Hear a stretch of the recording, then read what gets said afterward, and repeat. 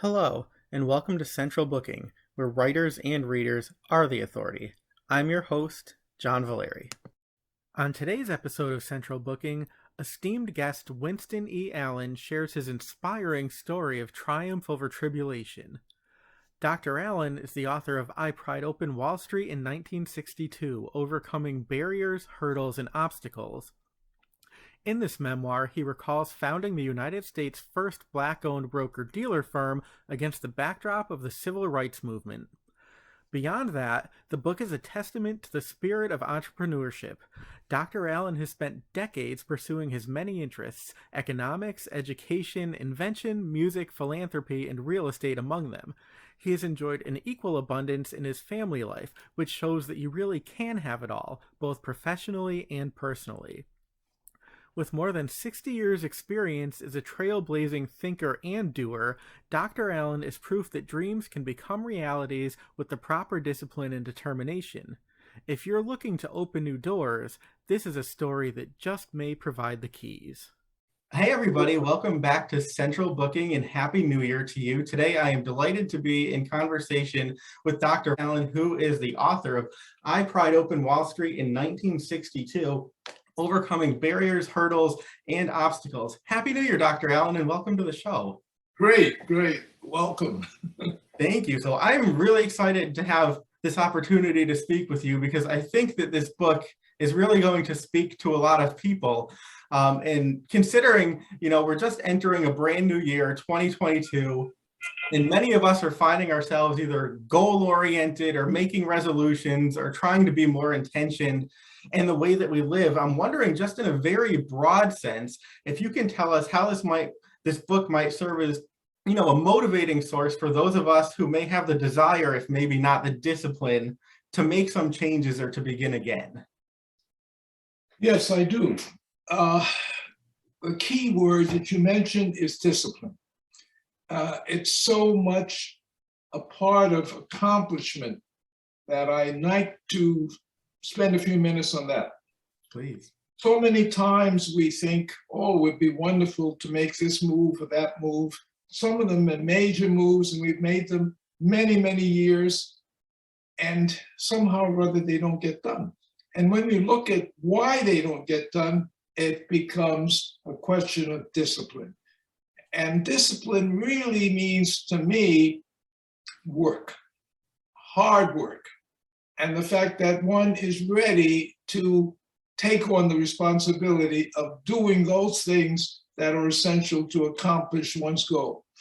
And so I think that it's very important for us to understand that motivation comes from within the person. Now, you can stimulate that motivation, which I believe this book does. We can also use the book as a tipping point so that it takes you over the curve, so that you see there is a way in which I can get this done, because here are some examples of someone that has done it. And I think this is the way I look at discipline, hard work, and getting the job done. Sure. As I was reading the book, I was having the thought, man, John, there are no excuses. I mean, if he can do all this, you can, lose 10 pounds or read 10 more books in the year. But I want to ask you too, sort of about the entrepreneurial spirit, because you are an entrepreneur. And just to list some of your accomplishments, obviously, you're an author, educator, an entrepreneur, an inventor, a businessman, a philanthropist, and also, a husband, a father, and very community focused. So let me ask you about that spirit, because I sort of see being an entrepreneur is, maybe making one's place in the world versus looking for one's place in the world, or in simpler terms, even, some people have the desire to work for a boss and other people have the desire to be the boss and to really make things happen. So what do you think are the essential qualities of this kind of visionary, and how can we ourselves, sort of do a self-assessment to see if the entrepreneurial path is the one for us? I think it's in our view to really look at these words that you mentioned, the entrepreneurial spirit. The key word is spirit. The fact that a person that has this spirit is able to realize that they may be in a lonely world, because a lot of people say, oh, this guy is an oddball and he really doesn't fit in. He doesn't follow our path. He doesn't go down the same track that so many other people do. And I'm saying, let's say that's okay. It's okay to have that entrepreneurial spirit. It's okay to do more than one thing at a time. It's okay to track a different venue or a different approach than so many other people that we know. So that's the experience that we think is so important. My book will help you to see that that entrepreneurial spirit was the thing that led me from a very direct path to another path.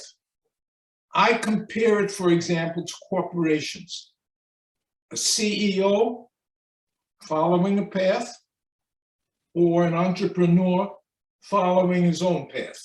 And I'm saying that in my experience, I resisted being a CEO person. I wanted to make sure that I was my own boss, that I made my own decisions, that I could find a way to go from point A to point B, point C, without being hampered, because there was a structure. I resisted that type of structure. And I think also it's not a bad idea to know ahead of time whether you fit into this particular mold or not. Because so many of us are very satisfied with following a path that has already been designed and doing a fine job and being accomplished and being complimented. On the other hand, there are people that cannot, as I could not, realize my objectives if I did not do those things that made a difference for me. And I think that if I had a choice, I would want to make a commitment to resist moving in the direction of a job. I never applied for a job. I was recruited several times, and that's the difference. I was recruited and I resisted the recruitment, but it was necessary because that was a point of moving from one area to another. For example, I was recruited by the Xerox Corporation. They saw an article in the New York Times on July the 31st, 1968. It was a critical year. So much was happening. For example, JFK assassinated in April. Robert Kennedy assassinated in July. The havoc in the Chicago election, the fact that we were going into a teacher's strike that was second to none in New York City. Million students on the street are out of school. So there was a tumultuous period that the powers that be felt this particular story, this good feel story was necessary. And they came to me and they said, will you come aboard? And I said, no. I said 3 times, no. And they said, well, just take a trip. Go down to Fort Lauderdale. Tell us what you think of the way we are handling our particular situation. It happened to be training. I came back not being interested particularly in that situation or that job, and I gave them my reaction. And they said, after 2 hours of discussion, we're hiring you. We want you. Again, I said no. But because I was working at Fordham University and I had my own business, and that was flexible. Finally, they said, come aboard as a consultant, which I did. And I stayed at Xerox for 10 years with one condition, that my business must continue. Right. Without interruption. And so that was my arrangement, and I found that it worked. Seems very wise. And, speaking of all these paths that we can either take or, have taken in your case, I wanted to ask you about balancing multiple careers or areas of interest simultaneously, because, you studied so many things, and this includes music, education, economics, invention, real estate. So can you tell me what you see as being the benefits of such expansive curiosity, and also how these interests, though they might seem a bit different or disparate, how they inform one another in discipline? The key word for me is curiosity, enormous curiosity. I could never pack into my lifespan all of the things that I'm interested in. I want to know a lot about a lot of things. That means that I want to travel because I want to see other people and how they live. I was fortunate because in 1960s, I was able to get a Fulbright scholarship, which gave me the opportunity to go to Paris, University of Paris, the Sorbonne, and study economics, which was my field at the time. But what that did was open up many vistas. So I constantly was searching for something, searching for the knowledge that would come from dealing with different people, dealing with different ideas, and maybe I could find the route that I wanted in order to solve those questions that I had. Questions of how will this work in my society as against the society that I was in. And I traveled to 25 countries in Europe. I went all over North Africa. I went down to Marrakesh to find out how the Moroccans dealt with the problems that we are dealing with now. And I learned so much that it propelled me to travel beyond, to go to the Far East, the Middle East, South America, Central America. So there's always that quest for knowledge. There's quest for curiosity. And I'm trying to see if this is something that others can learn and can use, because maybe this gives them the kind of fulfillment that I received. Sure. And so, as the title of this book implies, I mean, you literally pried open the doors of Wall Street when they could have been closed to you. And I wanted to ask you about that, sort of the aha moment when you realized that you could forge your own path in Wall Street. How can anybody apply this? I think that some of us see creative challenges when there's an obstacle or a hurdle, and then others of us see sort of the finality or futility of a closed door, and we just stopped trying. But your example shows that you can sort of blast that door wide open. So can you tell us when you realized that, and then how you moved forward from that epiphany? Yes, I realized it because while I was at the Fulbright Scholarship and I was in the Champs-Élysées, I ran into a friend of mine, Fran Cole, niece of Nat King Cole, familiar name, right? Yes. And she said, my fiance is coming tomorrow and this is a suitable place. Why don't we have dinner together? We did.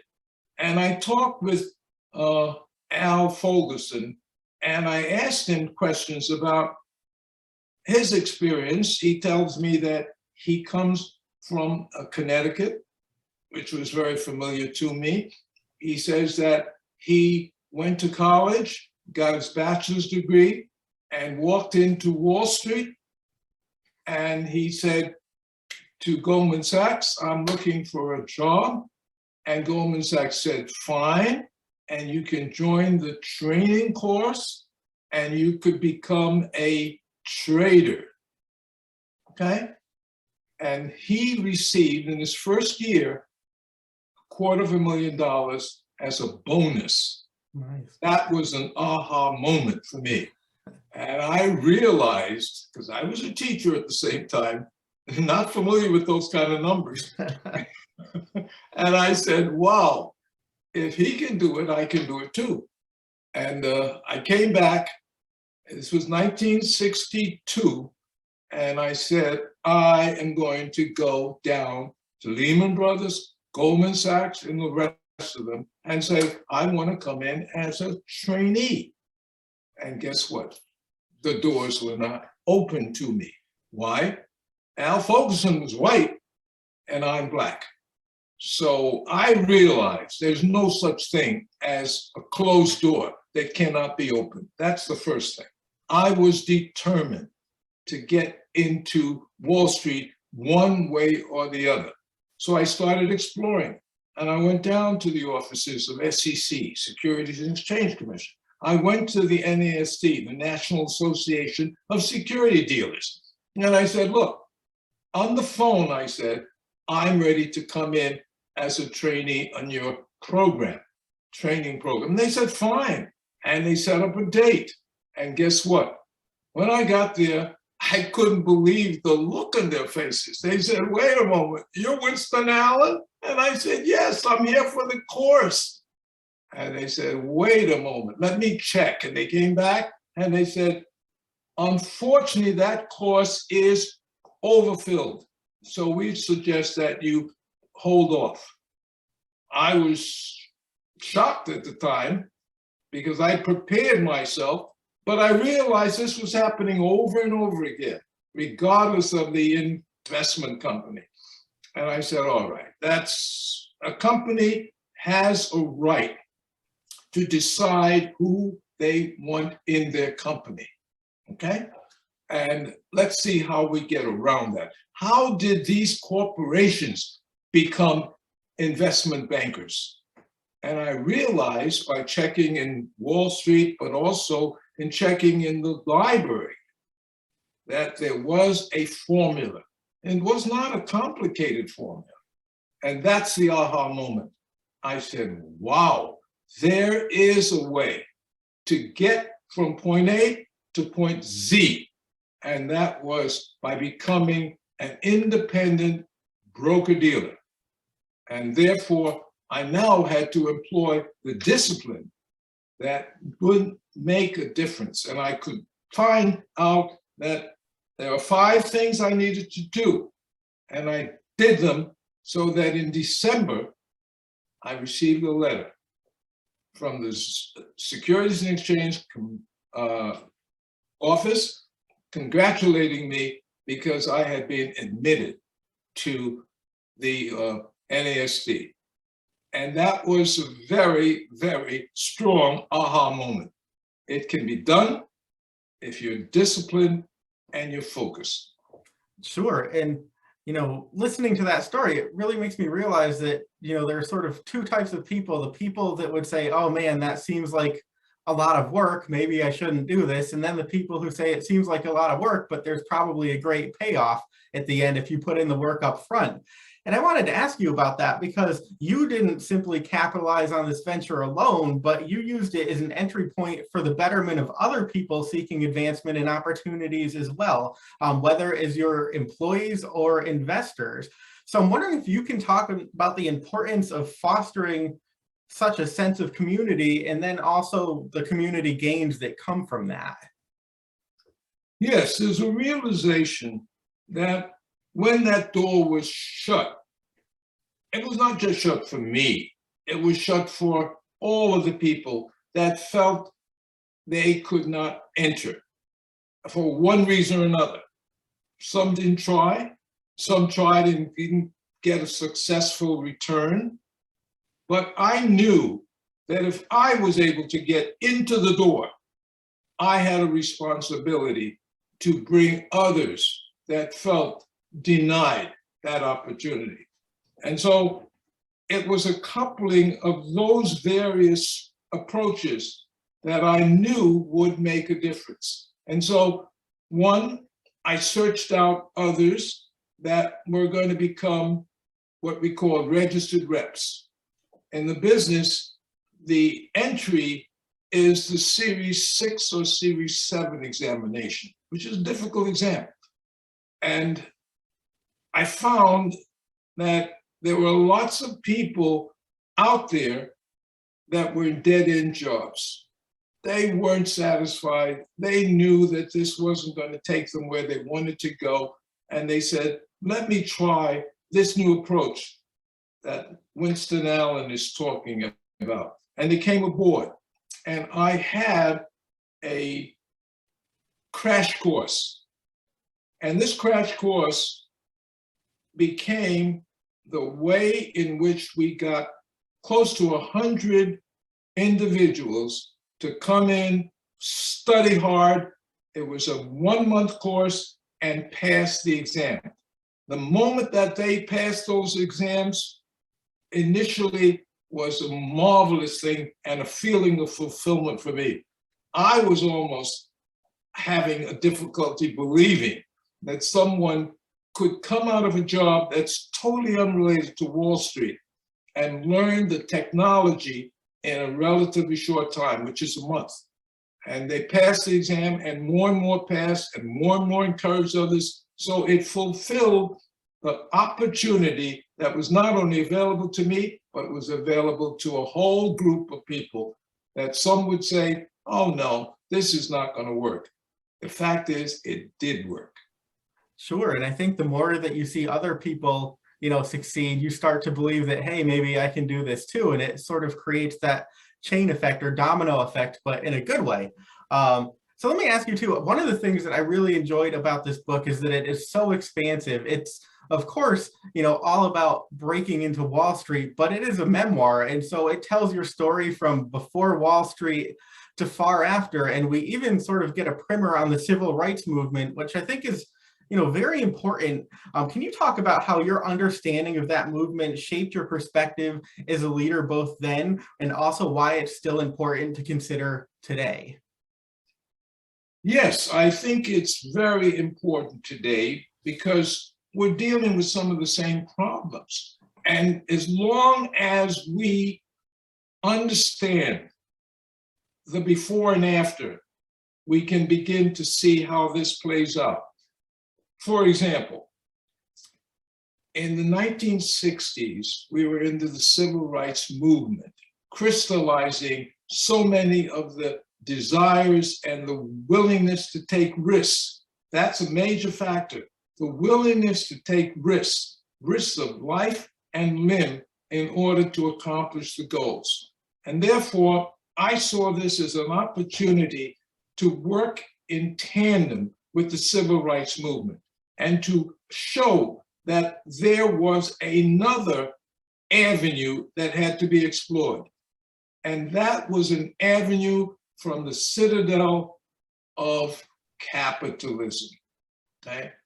And maybe it wasn't articulated at the time because there were other issues.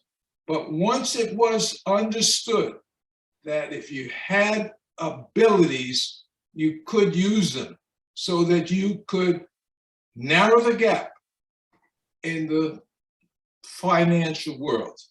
You could make a difference between the have and the have-nots.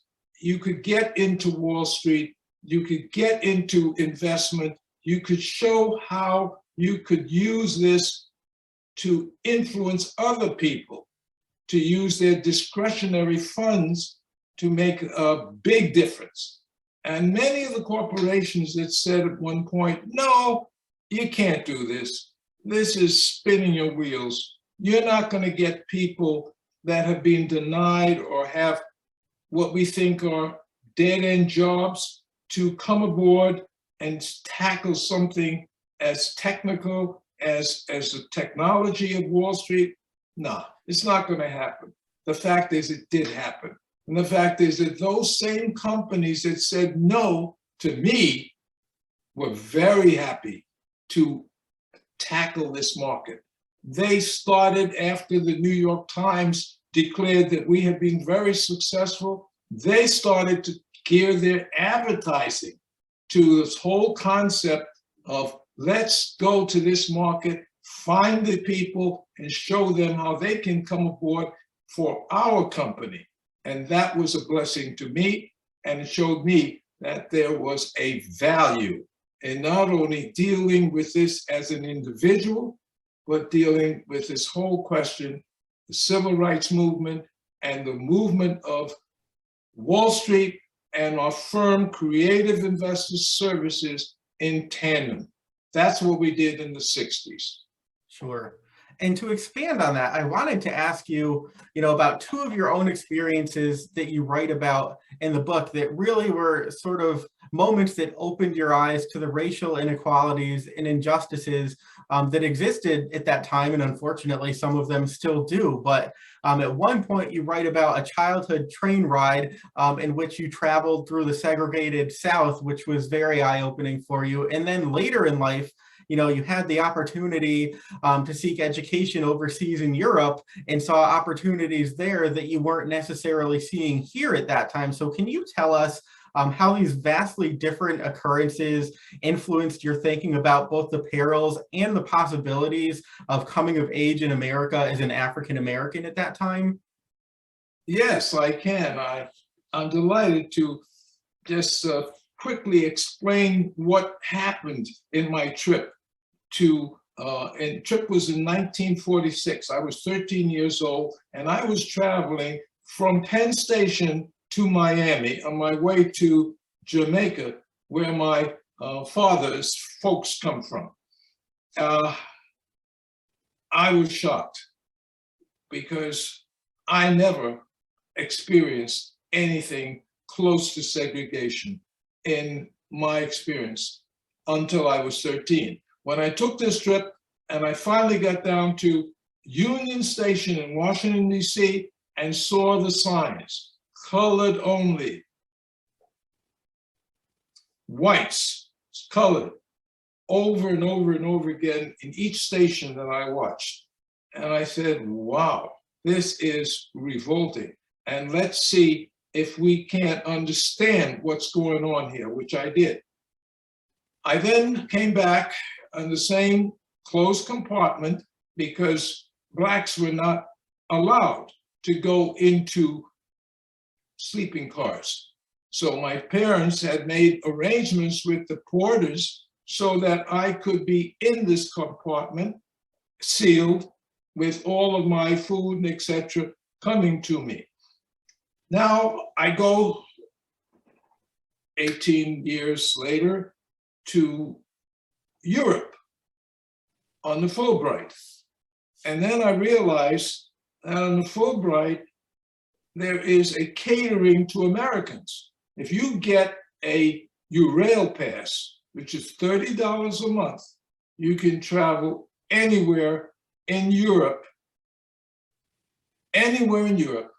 first class. Well, that's startling. And I was able to exercise that, go to countries without even having a ticket, just getting on that train. So after classes on Friday afternoon in Gare du Nord, which is in Paris, I would jump on a train. Sometimes I didn't even realize exactly where I was going. It could be Rome, it could be Norway, it could be anywhere in Europe. And I would just have to be sure to get back by class time on Monday morning. And so I knew that this was vastly different from my experience in the United States, because there were so many concerns. There were so many things that one had to consider as a Black person when you made travel decisions. And there's a whole story about the Green Book, which became a movie, right, and the fact that Blacks did not travel without clear understanding of what they were experiencing. So I knew that this would have a great deal of an influence on me when I came back to the States, which it did, and I would need to deal with the concept that Europe, first class, in the United States, question mark. And I need to understand how I could make that happen, not only for myself, but for others. And that's what I dedicated myself to. I took a position, for example, that if I go into a completely new community, I would position myself where I could go into a community that was not a Black community and go to a white community in order to pierce through that wall, because there were many, many walls. And so in the 60s, I found that I had many opportunities to go to places like Riverdale, which is in the Bronx, and go to other communities, which I talk about in detail in my book. And I found that there was resistance, but you have to try, because there's no such thing as a failure to open doors if you are dedicated to opening those doors. Sure. I think your story is certainly an affirmation of that. For anybody who doesn't believe it, to read it is to believe it, which I think is the importance of a book like this. We've talked a lot about your great success as a business person, but I wanted to ask you about your personal life as well, because you are also a husband, a father to 2 accomplished children. So can you tell us how you endeavored to balance your personal and professional lives? And also, what kind of sacrifices you sometimes need to make in your pursuit of greatness? Okay, I feel from your question that the key word there is sacrifice. I do not believe that you're making a sacrifice when you're doing something that you love to do, period. Family is love. And as a result, there is no sacrifice. I believe from the beginning that it was going to be a partnership. My family, myself, my wife, and myself, we traveled together. My wife was extraordinarily successful. She was a vice president of finance of a $3 billion corporation. And that is an accomplishment in the 60s. Mm-hmm. And she stayed in that position for over 20 years.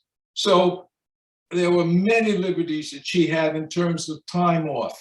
And when she decided to go with me, we traveled broadly. We went to all areas. And every time I traveled to a far off place, my wife would travel, even if I had a meeting, which I often did, in Xerox, for example, my wife would be there, but she would be on her own, traveling, exploring, and satisfying her curiosity. So there was a partnership.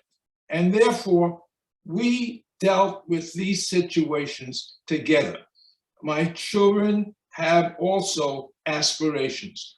My son, for example, went to Yale, and he also went to Brown University and realized a PhD and is an educator. My daughter went to Cornell, and then she went from Cornell to Stanford University and became an engineer. So there was a coupling of understanding that education is the key. Now, it's not necessarily an education that has to be in a formal college situation, because we're educating ourselves all the time. And many people who do not go to college are still able to educate themselves and to pursue whatever their dreams are. So I believe that it's very, very important to have goals, to have a plan, and to realize that plan, and that's what we did. So as a result, it was a balance, it was the professional and the personal coming together, and we all knew what we wanted to do and how we were going to do it. And it can be done, which is nice to hear. You hear so many people that struggle with that, but that's a great story, and I couldn't agree with you more. Family is very important, and I didn't mean to say that doing things for family is the sacrifice, but I feel like a lot of people often feel they have to choose one thing over the other, but there are ways to make both of them work together, which I think is great. So I want to ask you too, you are both a lover of books and a champion of reading. So can you tell us about the personal and professional significance that you place on reading, and also how you've helped to foster that love of reading or introduction to reading in others? Well, reading, I felt, always was the key to my curiosity, enormous curiosity. I'll go back to this train ride.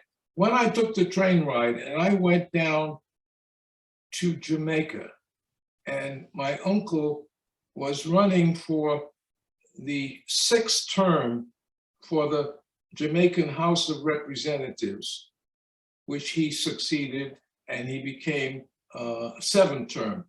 But I took the summer off when I was 13, and I traveled with him around the countryside. And I was amazed to see the adoration that people had for this Black man. And I was curious to see what was it that was inhibiting us in the United States. And so I came back and I started reading everything I could get hold of. And of course, the titles are very familiar to many now, because we're going through a period in which many, many scholars are going into this whole idea that the Black experience is worth understanding. So I did all the reading I could do. And then I realized also that there was a need to expand that, so that it's not only my reading, but the reading of people that I come in contact with. In the 60s, I found that there were not as many books available to people in the Black community as they are today. I was surprised when I did a job for the Job Corps, where I had to interview people, that I went into homes and there were no books. And I said, wow, this is something that tells me that people can use books as a vehicle for exploring areas that they're not going to have direct contact with. Now, I transferred that to my experience when I became district governor for the Rotary in Westport. And I went to countries in Africa. And for example, in South Africa, I went to townships where there were schools, but no books. Couldn't afford books. And I was able to corral 27,000 books that were second editions or canceled books in the United States, and how we were able to get shipments of those books to these schools, and it made a difference in their lives. So I think there is no compromising on the possibilities of using books as a vehicle for expansion, for learning, for communicating, and so forth. And I'm thinking that there are still opportunities, not only with books, but with other vehicles, with this vehicle of Zoom, the vehicle of the new technologies, which are not technologies that we had at the time that I was going to elementary school, but the youngsters that are coming out today have so many opportunities, films, documentaries, and so forth. And I'm saying that maybe there is an answer to some of the problems that we're suffering from now, if we could just propel more and more people to use the vehicles of books to answer the questions that they may have. You know, I couldn't agree with you more. And I have to say, I have been a sort of voracious reader all throughout my life, but even more so during the pandemic, because I leave the house so infrequently. And the beauty of books is that it really allows you to explore places, people, philosophies that you might not ever otherwise encounter. And then you sort of build an understanding and an empathy that could otherwise be lacking. So very well put. And speaking of books, I'm going to go off script for a real quick second, if you don't mind, but people who are looking over your shoulder are going to see that you don't have just one book available, but you have three. You've written two other books as well. So I'm just wondering if you wouldn't mind very quickly just giving us a taste of what your other two books are about, if people are curious to check those out as well. Yes, I was a director of college discovery program in let's see what year. It was in 1968, after I had left a teaching job, voluntarily, of course, and I decided that I was going to move from a high school to a college. And I got to a Queensborough Community College and directing this program. And in my first year, I saw there was a lot of tension. And the students were saying, oh, well, we're not too happy with the way the administration is doing A, B, C, and D. And I had a meeting with the students and I said, okay, tell us your grievances. And they listed, oh, this thing and that thing. And I said, look, this is going to be a possible answer to your problems, but don't get mad, get rich. And I saw immediately this was the title of my first book. Don't get mad, get rich, because if you get rich, you will have the mechanism to solve many, many problems that you will not have if you are strictly in the rebellious mood. And I found that the students pulled back from their position. They were going to occupy the principal's office, not the principal in the college, but they were going to occupy his office, the president's office, and they were going to do all these strategies. And I said, will you accomplish your goal? But I found that they pulled back from that, and these students went on, and some of them were successful in finishing their 4-year program. So that was my first book, Don't Get Mad, Get Rich. It gave a structure as to how to do it. It's step by step. It has question and answers, and it has a solution to a variety of problems. Now, the second book is inspirational because it talks about a life that you can lead. So I wrote a book, How to Spend Your Life in a Very Positive Way and Meaningful Way. And I titled the book, The Possibilities for a Positive, Profitable Life of Completing of all of these goals that you may have had from the first book. And I found that people were very inspired. Live a Purposeful and Meaningful Life is the title. And we've gotten all kinds of interest for this book. And now the third book, of course, is my memoirs, in which I talk about the accomplishments, using these instruments, using the thoughts, using the ideas, and pulling it together into a life that I wrote about. And that's the story that we're talking about today. Terrific. Thank you. And final question for you. You know, we talked about the empowerment that can come with reading and how important that is, but I'm wondering if we can also talk about the empowerment that comes with writing. So what do you see as the importance of exploring one's own story through the written word or other outlets of self-expression? And also, what advice or guidance would you give to others looking to capture their own narrative, whether for private or public purposes? Very fine question. Thank you. I believe that writing is the best therapy for someone who wants to examine themselves. If they're writing a memoir, there is no better way, in my opinion, because you need to analyze so many things that you brushed aside and see, what is it that really made me tick? What is it that made me feel that I could do this or that and accomplish this or that? And so I recommend highly that anyone who is inclined to think about the ways in which they can study themselves to try to put together their story, their own story, write it down. Even if it's on a very simple level, start writing. That's number one. I believe also that now that we have a variety of medium, that people can explore the possibilities. For example, I think my book,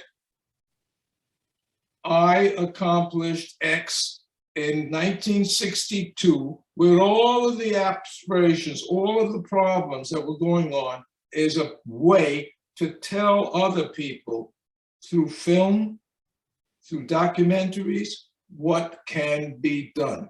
And I say there is a possibility that this story that I've written can be explored through the media.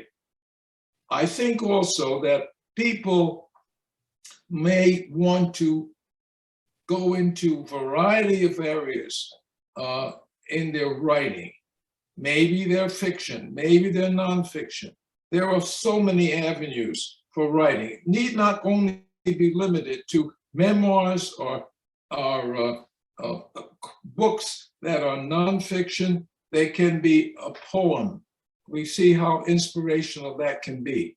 So I hope that people who have listened to this and have read my books will find that they can do it too, because it is major that we try to communicate through the media and through the writing.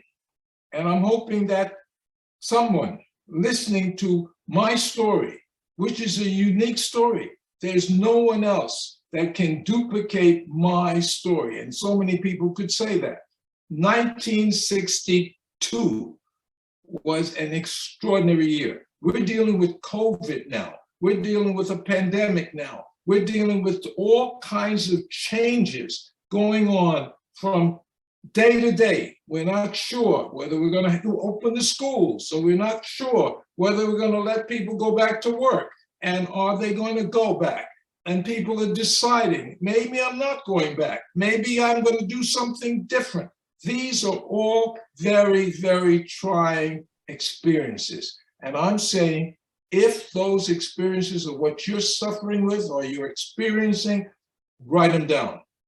Keep a diary, because 2 years from now, 5 years from now, you may not be able to recall every detail that you're experiencing.